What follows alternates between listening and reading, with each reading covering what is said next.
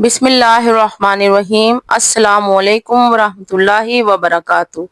कैसे हैं आप सब? उम्मीद करती हूँ आप सब ठीक होंगे, खैर आफियत से होंगे। अल्लाह ताला आप सबको अपने हिफ्ज़ो अमान में रखे। दुरूद पाक पढ़ने वाला इंसान फिर आम नहीं रहता, फिर वो खासुल खास हो जाता है। दिल की समातों से आज की वीडियो सुनिएगा। इंशाअल्लाह ताला जो दुरूद पाक से मोहब्बत करते हैं, दुरूद पाक की कसरत करते हैं, उनके लिए ये एक नायाब वीडियो है।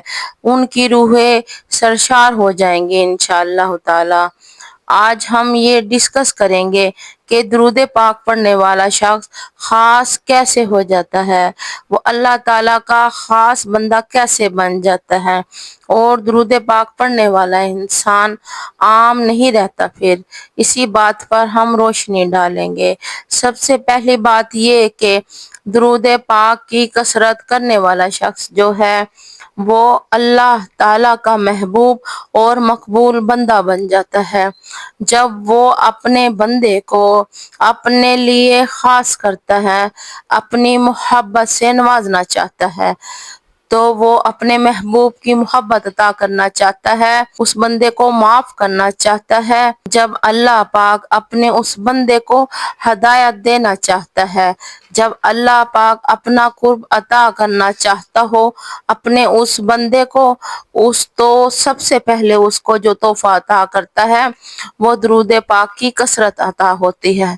फिर अल्लाह रब्बुल इज़्ज़त सबसे पहले अपने उस बंदे को अपने महबूब का जिक्र अता करता है, और जिक्र उन्हीं को अता होता है जिन्हें वो खास करना चाहता है। और फिर जब ये जिक्र अता हो जाता है तो इंसान दुरूद पाक की कसरत करने लग जाता है। तो फिर वो आम तो रहता ही नहीं है, वो एक खास बंदा बन जाता है। क्यों?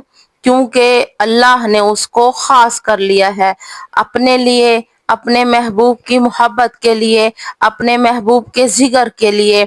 अल्लाह ताला ने उसे चुन लिया है, उसे खास कर लिया है। और जिसकी सिलेक्शन और जिसका फैसला अर्शे बरी पर हो गया हो, तो फिर वो इंसान इस दुनिया के अंदर आम कैसे हो सकता है? वो आम नहीं रहता, वो खास बन जाता है। और फिर सबसे बड़ी बात ये, अब वो खास कैसे हो जाता है? खास ऐसे कि जो काम अल्लाह और उसके फरिश्ते कर रहे हैं वो उसी जमात में शामिल हो जाता है, वो भी वही काम करने लग जाता है जो अल्लाह और उसके फरिश्ते कर रहे हैं। कि बेशक अल्लाह पाक अपने मोमिन बंदों को हुक्म फरमाता है कि बेशक अल्लाह और उसके फरिश्ते नबी पाक सल्लल्लाहु अलैहि वसल्लम पर दुरूद शरीफ भेजते हैं। तो ए ईमान वालों, तुम भी नबी पर दुरूदो सलाम भेजा करो। तो खामोशी से हम उस जमात में शामिल हो जाते हैं जो दुरूद पाक भेज रहे हैं, तो ये काम हम भी करने लग जाते हैं। तो क्या वो बंदा आम हो सकता है?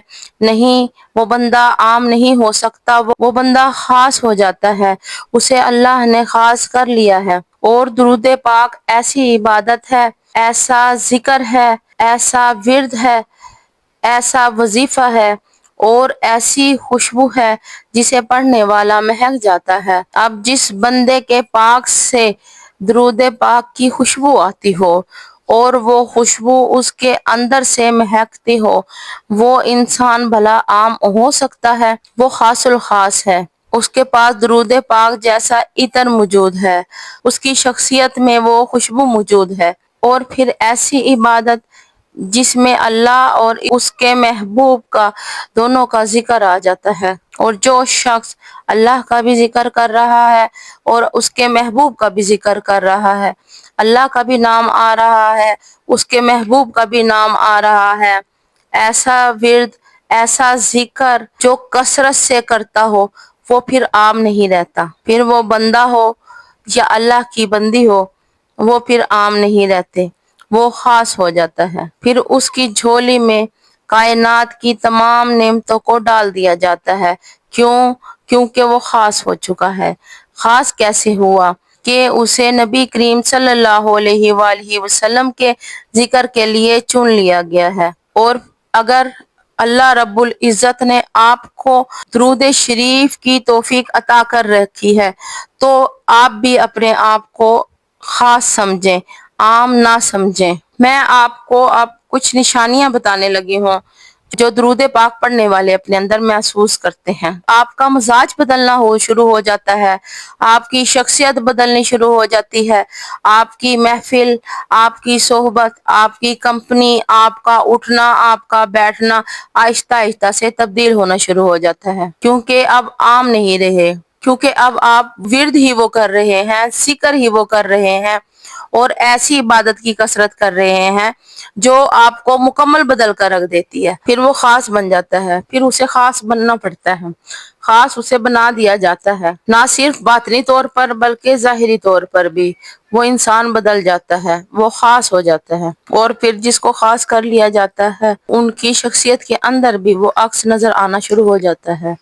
اگر آپ کو اپنی شخصیت کے اندر یہ تبدیلیاں محسوس ہوں، یہ نشانیاں آپ کو اگر نظر آئیں تو سمجھ جائیے گا کہ آپ بھی خاص ہیں، اور درود پاک پڑھنے والا شخص خاص الخاص ہی ہوتا ہے، وہ عام نہیں ہوتا، کیونکہ عام لوگوں کو یہ عبادت نصیب نہیں ہوتی، انہی کو نصیب ہوتی ہے جنہیں اللہ پاک چن لیتا ہے، خاص کر لیتا ہے، جسے اپنی محبت سے نوازنا چاہتا ہے، جسے اپنے قریب کرنا چاہتا ہے۔ اور بڑے خوش نصیب لوگ ہیں، بڑے اونچے بختوں والے وہ لوگ ہیں جنہیں اللہ پاک درود پاک کی کثرت نصیب فرماتا ہے۔ اور میری اللہ رب العزت کی بارگاہ میں دعا ہے کہ اللہ پاک آپ کو اور مجھے ہر وقت اور ہر سانس میں اپنے نبی کریم صلی اللہ علیہ وآلہ وسلم پر درود پاک پڑھنے کی توفیق عطا فرمائے، آمین یا رب العالمین۔ السلام علیکم ورحمۃ اللہ۔ اگر آپ کو میری یہ ویڈیو اچھی لگی ہو تو پلیز میرے چینل کو سبسکرائب اور ویڈیو کو لائک ضرور کر دیجیے گا۔ اللہ آپ سب کا حامی و ناصر۔